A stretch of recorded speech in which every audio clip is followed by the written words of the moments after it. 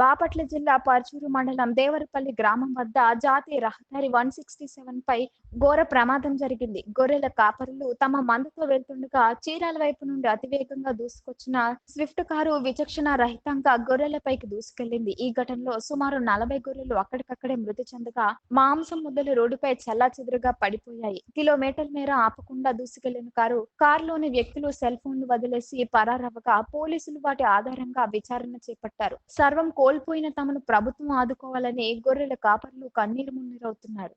ప్రకాశం జిల్లా నేను గొర్రెలు మేపడానికి వచ్చాను సార్. వస్తే ఇట్లా వెళ్తుంటే వేరే సంఖ్య చదువుతుంటే యాక్సిడెంట్ జరిగింది. యాక్సిడెంట్ జరిగితే మీరు ఏమన్నా న్యాయం చేస్తాను. మేము ఏదో బతలానికి వచ్చాము సార్. ఇక్కడ ఎన్ని గొర్రెలు మొత్తం?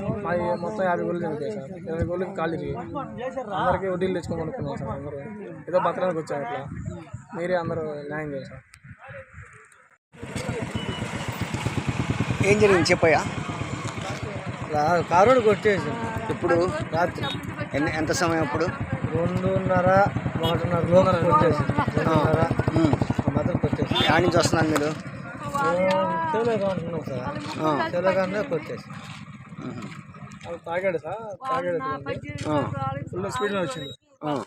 ముందు మనుషులు ఉంటే ఇంకా వాళ్ళు అడ్డు చుట్టూ దూకారు. ఇద్దరు మేము వాళ్ళు చూసిన వెళ్ళాక ఇంకా వాళ్ళు దూరం తీసుకుని వెళ్ళిపోయారు. వాళ్ళైతే దొరకల. సార్ వాళ్ళకి ఫోన్లో దొరికితే ఇంకా కార్లో పోలీసులు తీసుకెళ్ళారు. మొత్తం 42